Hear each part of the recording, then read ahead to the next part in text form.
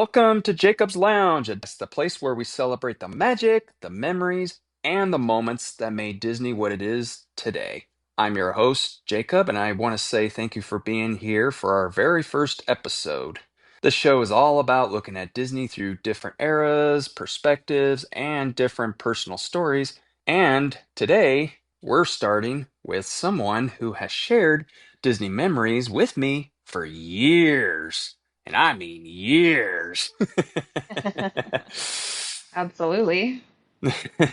For everybody joining in on our first episode, this is my sister Carol Ann. Welcome to the lounge. Thank you so much for having me. I'm glad to be here.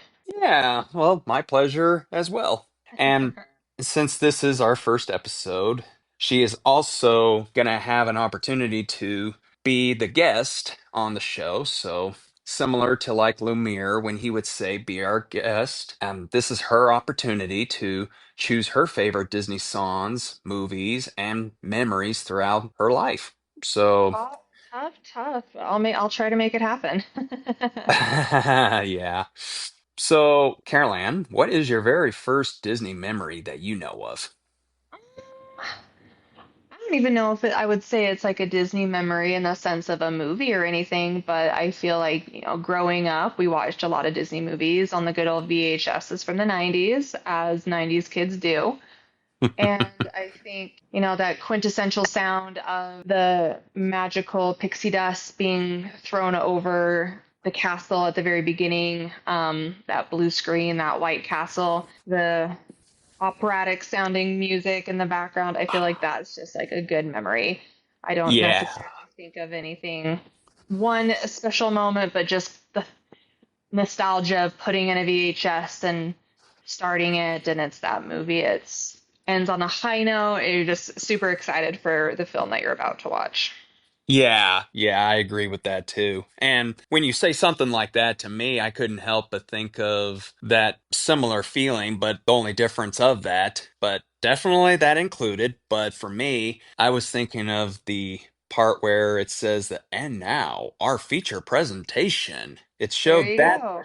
It showed that one, and then it cut out to Mickey with the Sorcerer's Apprentice appearance, and then the screen zooms closer to his palm, and then the little star or some sort of object literally writes the Walt Disney classic animation, I believe it Mm-hmm. was, if my memory serves me correctly. Yep. But anyway, it just writes all of that, and then has that little very special little intro music to that, and you probably know what I'm talking about anyway, since you and I Oh, both came absolutely. through that. So Yeah, no, I think any 90s kid that has a fondness for Disney knows what you're talking about. It's yeah. probably ingrained in their memory of some sort at any age, but I absolutely know what you're talking about. Okay, perfect. Do you have a first movie that you remember watching? I don't know. It's hard to think that far back because I just feel like I get snippets of them. Let's see. It's probably, I'm a girl, so it was probably a Disney princess. It's probably gonna be either Ariel, so Little Mermaid, or Sleeping Beauty are probably Hmm. gonna be the two. And just back and forth. I think they all kind of merge together since you're so young, watching Disney, they all kind of blend together into one memory. But it was probably one of those, um, who knows? But probably one of those, I would say. Those were my top. I loved all the princesses when I was younger, so I couldn't really pick a favorite. I always gravitated towards Aurora for Sleeping Beauty because she's blonde and I'm blonde, so I felt a connection to her. Cinderella was always a good one too, with all the singing animals. So I liked that one. But it's hard to really pick which one was maybe my first memory movie that I remember, but it's going to be probably one of those top three. Okay, good. And when you mentioned something like Cinderella being one of them, was there anything specific that made that stick with you in case you didn't reveal it already? Or do you? No, if she's blonde, I'm blonde. Like I said with Aurora, I liked her too. I always liked the blonde princesses because I felt like it was me on TV. it was easier for me to envision myself as them versus like Ariel or anything because I had the blonde hair. Um, but Okay. yeah, Well, all the things. Pink was my favorite color as a kid too. So the dresses, the glitter, the glam, all the sparkles, that was a big thing for me too. But I just love the animals and the magic of all the movies. okay. Yeah, pink. Out. I think that Pink, all. sparkle. Any little girl's vision when they're young is pink and sparkly. So, So, yeah, it's something that you'll probably still love it the same way today as you did then, I'm oh assuming. yeah, it's very nostalgic. Even if ideas change as you get older, I feel like any movie you watch or a song you hear from back in better times, and maybe not even better times, but just more carefree, more magical moments, it brings that nostalgia back. Okay. So now we're getting into some serious territory, and Oh yeah. this is something that most people, I bet you everything, have a hard time with. And don't worry, you are not allowed to only pick like four favorite songs or six favorites. You're only limited by the time we have. So basically, if you've got 10, go ahead and say 10.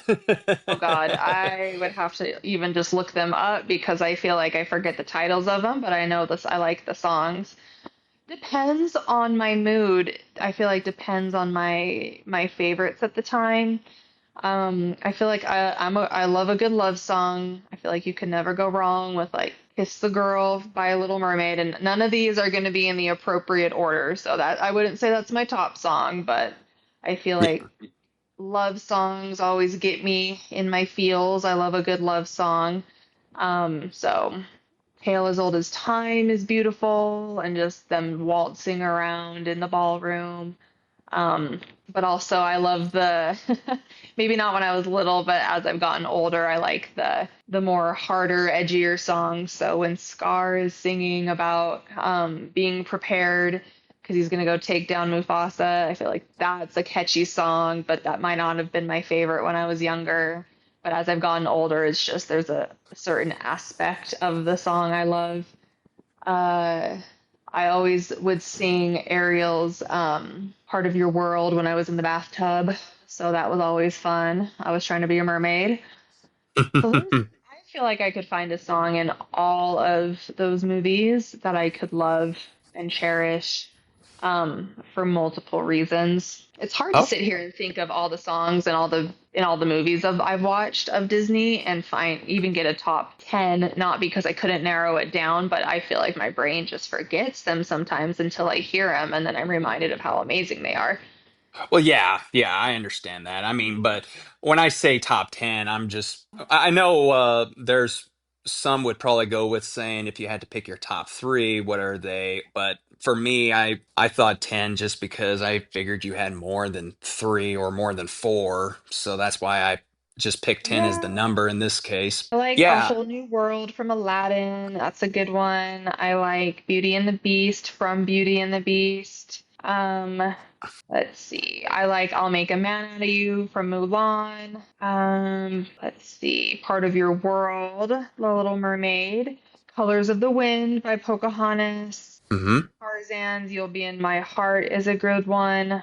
Let's see. I'm trying to think of some other ones.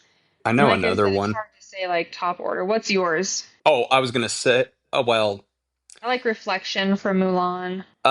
me, I like a whole new world, Beauty and the Beast, and I just can't wait to be king. Catchy one. Yeah, those top three, I just always had to pick those. If I had to pick any recents, though, it would probably be When We're Human by The Princess and the Frog. Of oh, I've Got a Dream on Tangled, and Mm. for the first time in forever, because that one to me is more upbeat and catchy for Frozen. So, That's a good one. If we're talking newer stuff, I like I'm trying to think what it's called. My brain is blanking. This one's not new. Tarzan Two Worlds, that's a great song. Just Around the River Bend from Pocahontas, that's also not new, but I'm trying to think of the new one. So it'll just take me a minute because I love it, but I always forget the actual name of it. Tangled. Oh yeah. Goodness. Well, going back to when you said that you're sitting here having to think it all and you're kind of drawing blanks, I kind of understand what you're going through on that because I probably feel the same way if I was being interviewed because it's like, oh shoot, I gotta think of I all of the know. ideas because if I sound like I'm blanking out, then everybody listening in is gonna judge me and it's like, oh no, what have I done? No, they understand the blanking out. I think it's just more, I feel like when you're on the spot, you forget everything sometimes. I See the Light is the one I like from King Oh, Book. yep, Again, it's that's like romantic a little bit. They're finding new dreams and all that stuff, but really just depends on the mood I'm in, depends on like really what I like. Um, I like the upbeat ones, but I also like not, I wouldn't say they're sad, but I like the female empowerment ones. I like the sad ones. I like the romantic ones. It really just depends. But Can You Feel the Love Tonight is a good one from The Lion King. There's quite a few. Gaston from Beauty and the Beast is really catchy. That's a good yeah. one. Yeah. It just depends. Yeah, and I want to take you back to Rapunzel when you said I see the light, Uh-huh. I do remember this, believe it or not, and you just said that you like blonde princesses because it connects with Hmm. you on a personal level. Guess what? It Rapunzel does. is. I know.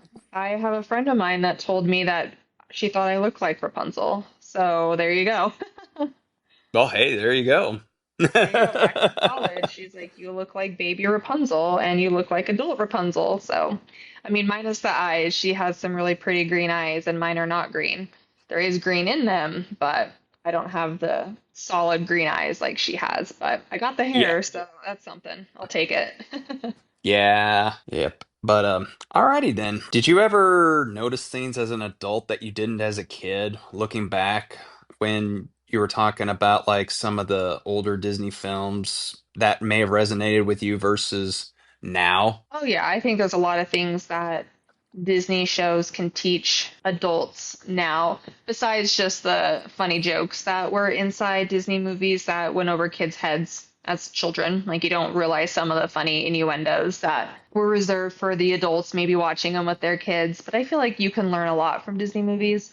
And they can cross over into adult life. It's hard to think of like one particular instance off the top of my head, but maybe like Beauty and the Beast. Appearances aren't everything. She fell in love with someone based on who they were on the inside rather than the scary exterior or the less than perfect exterior. So I feel like that's kind of a good thing to learn about for the future. One, reading is great. She's a reader. I love Belle because I am an avid reader myself. I feel like her having the love she had for her father to do something scary and put herself out of her comfort zone in a, such a big way, but she fell for somebody for who they were, and that is something that can translate into adult life. And kind of like with The Little Mermaid as well, she doesn't talk, but you can tell Prince Eric is falling for her without having the capability to speak. Like, you find out that actions for a lot of people speak louder than words, pun intended, that she didn't have to speak at all, and her actions were speaking for her. Let's see, what else? There's a lot that can be said within Disney movies. Not everything is as it seems. Don't judge a book by its cover. Kind of all those typical cliche things, but that are actually really true in real life. So I think things like that you learn as you get older. You're like, oh, they were onto something. Yeah, yeah, I agree with that. And the irony about what you said about Ariel not being able to speak, and yet somehow Eric was still falling for her, it was literally ironic because that's exactly what Ursula was saying to Ariel that she was going to have a benefit to, was saying that you have your looks, your pretty face, and don't forget Hmm. the underestimate the importance of body language. Ha! Yeah. You find out that there's a lot more that people have to offer. Um, Facing fears is a big one, like in Finding Nemo. Granted, like it's like a newer Disney movie, but they each set out. Nemo did his own thing and faced his fears of leaving his family, but Marlin also faced his fears to go get his son back. So that's a great lesson to learn, that strength through perseverance, and you can't grow by being in the same spot. That's a great life lesson. Feelings are okay, whether they're good, bad, scary. They're all important and valid. And embracing yourself, even when others don't. Just beauty is in the eye of the beholder. Like, don't let, kind of going back to Beauty and the Beast, Belle is seen as an outcast in her community because she's a reader and she covets knowledge and wants to learn. And she has this idea that life is bigger than her little small town. And she wants that. And she's not afraid to go for that. But she's also Mm-hmm. not afraid to be judged for her beliefs and what she wants to do. And that's such a big thing that in today's society, too, with social media and everything, it's hard to not see what other people are posting as a highlight reel on their social media and want that. But at the same time, you yourself as you are uniquely different and everyone is so different, but I feel like society tries to conform you to be the same as everyone.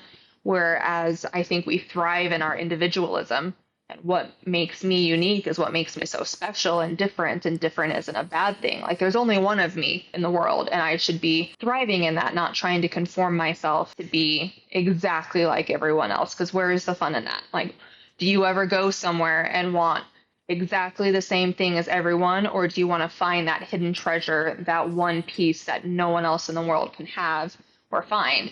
And I think that is what is great in a lot of movies, Disney movies, is the, especially Belle, but I feel like a lot of them too. You just want to embrace who you are as a person. Like, Ariel knew she had a life beyond being a mermaid, and she wanted that, and she went for that, even though it was kind of a crazy way of getting it. She went after what she wanted, and Belle knew she was gonna go beyond the small town ideas of conformity and things like that. She didn't let people's judgments make her feel worse about herself or bad.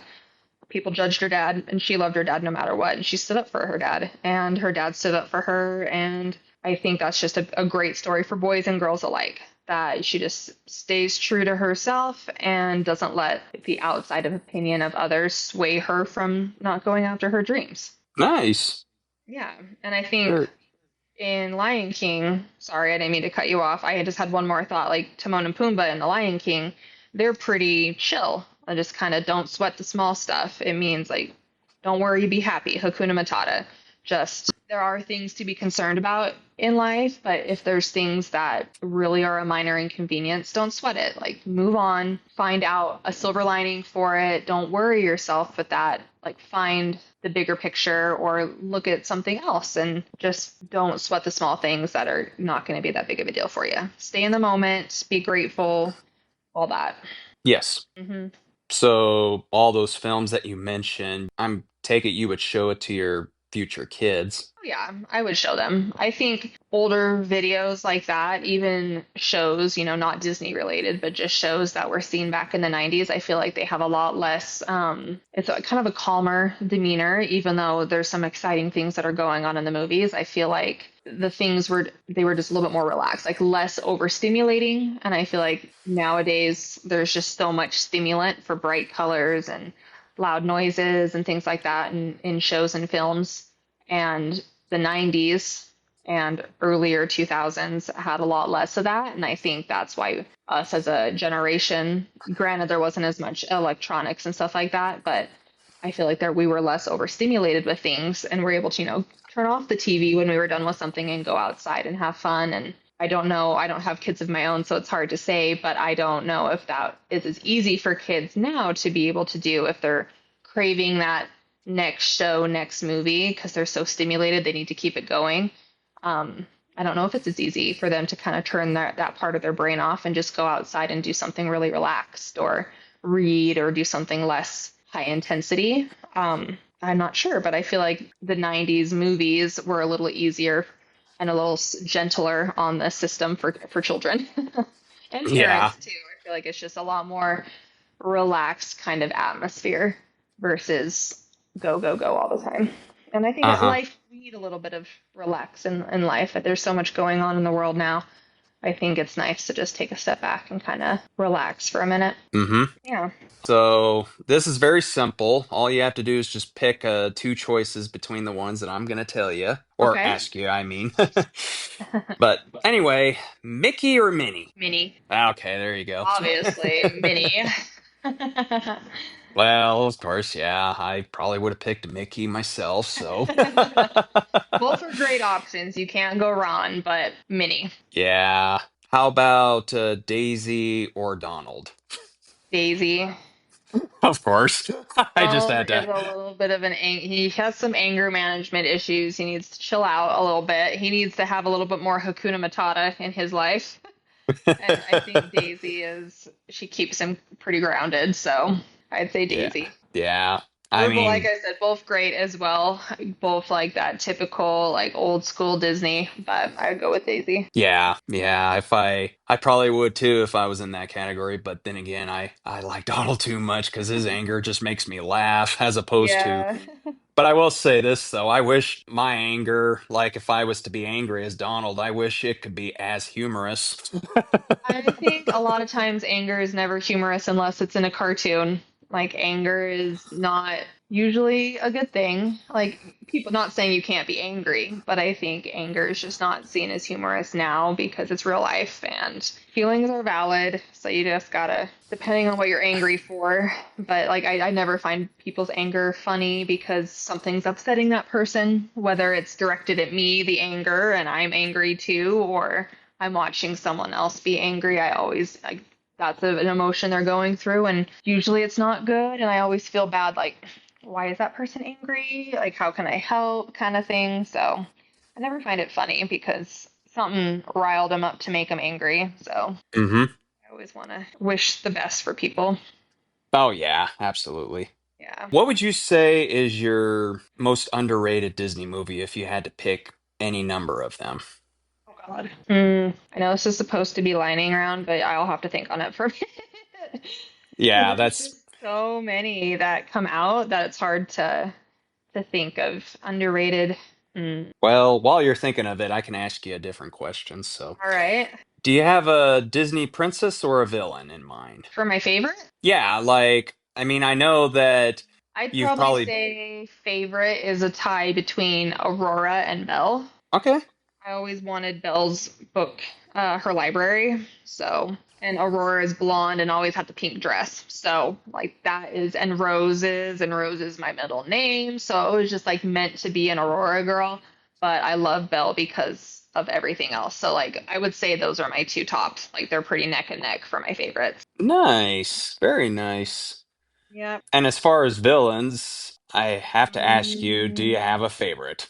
villain. Let's see. I like Scar, even though he murders his brother. That's like a horrible thing. Scar is funny. I like Scar. I like Maleficent. I'd probably say those are my top villains for right now. Okay.